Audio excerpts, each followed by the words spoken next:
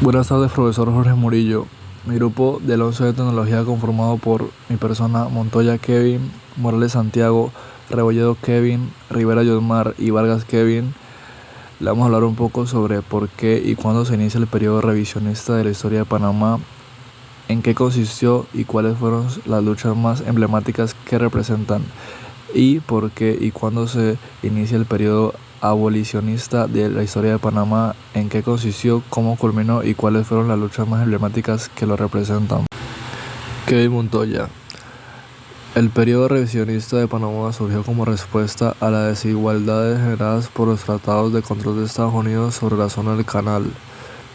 Este periodo comenzó a forjarse a mediados del siglo XX y tuvo como objetivo principal la revisión y modificación de los tratados que entregaban el control del canal y de su zona adyacente a Estados Unidos, específicamente el Tratado Hay-Banau-Varilla de 1903.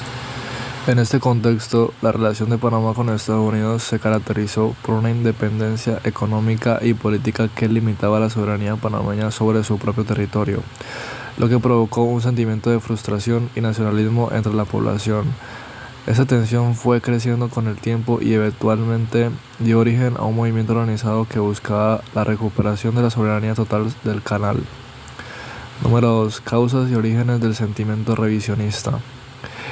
El Tratado Hay-Banau-Varilla fue negociado por el francés Philippe-Jean Bunau-Varilla, quien actuaba como representante de Panamá ante Estados Unidos.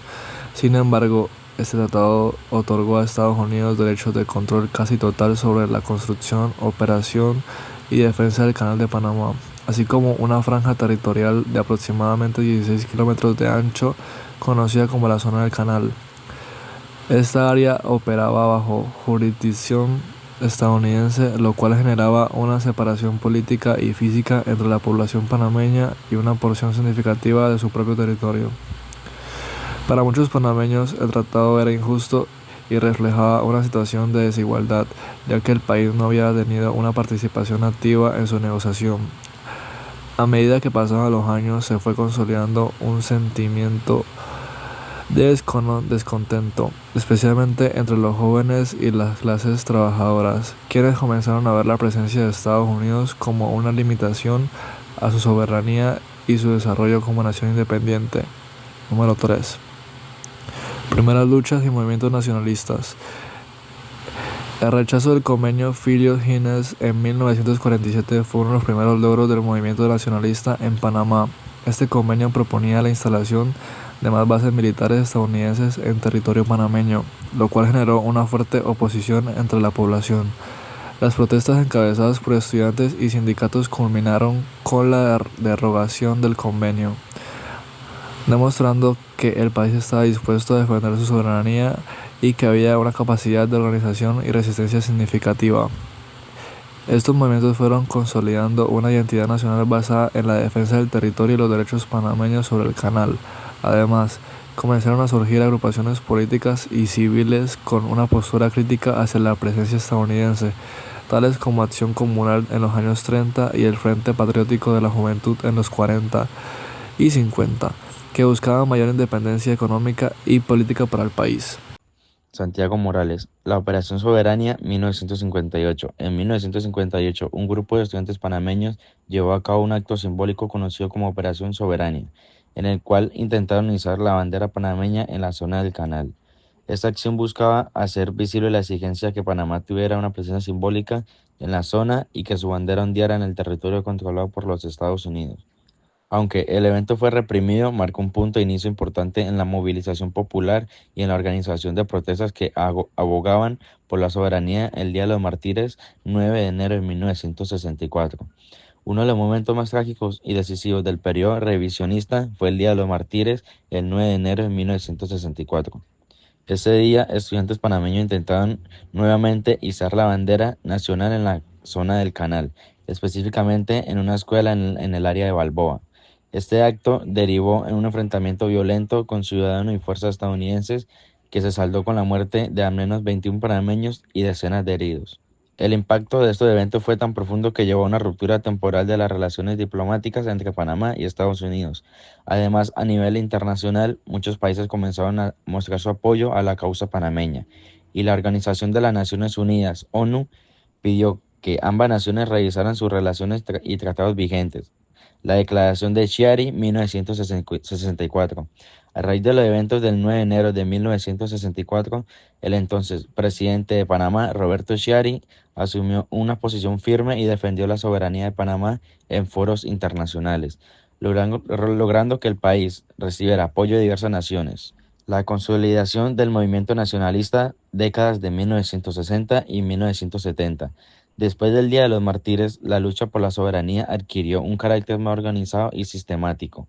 Las diversas manifestaciones de descontento popular de conciliación, un movimiento nacionalista fuerte que buscaba una revisión de los tratados exigentes. Esto se tradujo en un creciente apoyo político y social a favor de la causa panameña, lo que se reflejó en la creciente popularidad de figuras políticas como el general Omar Torrijos. La Revolución de 1968. En 1968, un golpe de Estado liderado por Torrijos derrocó al gobierno de Arnulfo Arias. Este acontecimiento marcó un cambio significativo en la política panameña, ya que Torrijos se convirtió en un líder carismático y nacionalista que abogó abiertamente por la revisión de los tratados del Canal. Bajo su gobierno se promovieron reformas sociales y económicas que beneficiaron a los sectores más desfavorecidos de la población. Torrijos utilizó su posición para negociar con Estados Unidos, decidiendo que el tema del Canal fuera prioritario en la agenda bilateral. Vargas Kevin y vuelvo a hablar sobre un poco sobre en lo que consiste el periodo revisionista en la República, las negociaciones y tratados de 1970. Las negociaciones para la revisión de los tratados culminaron en los tratados Torrijos-Carter, firmados el 7 de septiembre de 1977. Estos tratados establecían un cronograma para la transferencia del canal a Panamá, que debía completarse el 31 de diciembre de 1999. A pesar de la oposición interna de algunas críticas internacionales, la firma de estos tratados fue vista como un triunfo del nacionalismo panameño y de las luchas que se habían desarrollado durante décadas. También estuvieron las controversias y las oposiciones. A pesar de los avances logrados, los tratados se enfrentaron a oposición tanto en Panamá como en los Estados Unidos. En Panamá, sectores conservadores y algunos militares criticaron los términos de los tratados, argumentando que no eran suficientemente favorables para el país. En Estados Unidos, algunos legisladores y grupos de interés se opusieron a la idea de devolver el canal, lo que generó tensiones adicionales de la relación bilateral. La implementación de los tratados y la transferencia del canal. A medida que se acercaba la fecha de la transferencia, se llevaron a cabo esfuerzos significativos para garantizar que Panamá estuviera preparado para asumir el control del canal. Se implementaron programas de capacitación para el personal panameño y la realización en la mejora de la infraestructura y gestión del canal. La administración del canal se estableció como una entidad autónoma para gestionar el canal y se hicieron esfuerzos para atraer inversiones y modernizar la operación del canal, garantizando su funcionalidad y competitividad a nivel global. El impacto social y económico de la devolución del canal. La devolución del canal de Panamá el 31 de diciembre de 1999 marcó un hito significativo en la historia del país. Este evento no solo simbolizó la recuperación de la soberanía panameña, sino que también tuvo un profundo impacto en la economía y la política del país. La administración panameña del canal permitió que el país pudiera beneficiarse económicamente de esta infraestructura clave, convirtiéndola en una de las principales fuentes de ingresos. Los desafíos posteriores, sin embargo, a pesar de los logros, Panamá enfrentó diversos desafíos después de la transferencia del canal. Las tensiones políticas, la corrupción y los problemas económicos continuaron afectando la estabilidad del país. Además, el canal tuvo que adaptarse a nuevas dinámicas del comercio global y competir con otras rutas alternativas de transporte. También estuvo el legado del periodo revisionista. El periodo revisionista dejó una marca indeleble en la historia de Panamá.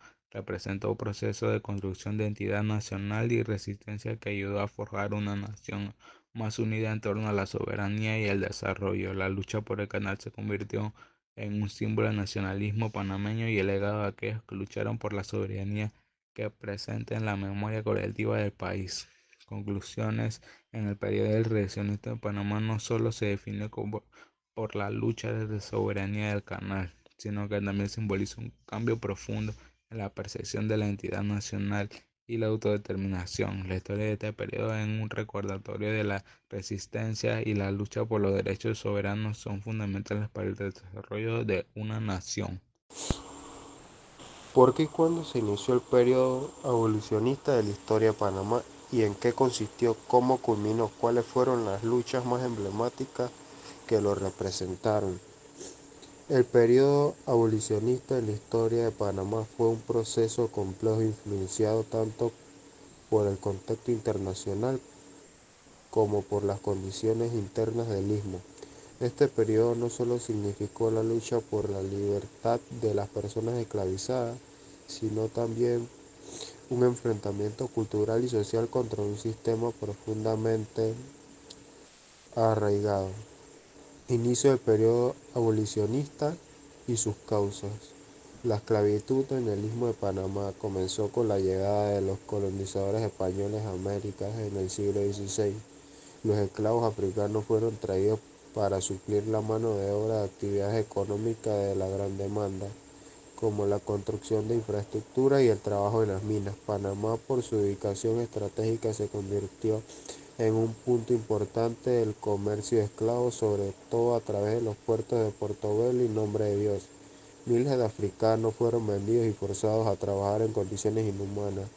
La resistencia comenzó desde el mismo inicio de la esclavitud en Panamá. Los esclavos fugitivos, conocidos como cimarrones, formaron comunidades en las montañas y selvas para escapar de sus amos y crear una vida libre, como un caso de una figura icónica como Bayano y Felipillo, quienes lideraron importantes rebeliones y establecieron Palanque o comunidad independiente, la vivían según sus propias leyes. Con el paso del tiempo, el movimiento abolicionista empezó a ganar impulso debido a factores internos y externos. A nivel global, las ideas de la Ilustración y la lucha de la independencia de América Latina comenzó a cuestionar la moralidad de la esclavitud. En 1921, el Congreso de Cúcuta, que buscaba establecer los principios de la Gran Colombia, proclamó la libertad de vientres, es decir, que los hijos de esclavas que nacieron libres a partir de ese momento. Sin embargo, esta medida no eliminó completamente la esclavitud en Panamá ni en otras regiones bajo el control de Colombia, pues la libertad solo se aplicaba a los niños y no a los adultos que estaban esclavizados. Desarrollo del periodo abolicionista en Panamá. Durante los años siguientes, la lucha abolicionista continuaron con la fuerza de todos el territorio de la Gran Colombia en Panamá. Esta lucha cobraron una identidad propia debido a la particularidad, contexto de cultura y geografía. El istmo, y que porque muchas de las comunidades afrodescendientes se mantienen en las zonas relativamente apartadas, lo que les permitió mantener prácticas culturales y de resistencia propia durante la primera mitad del siglo XIX.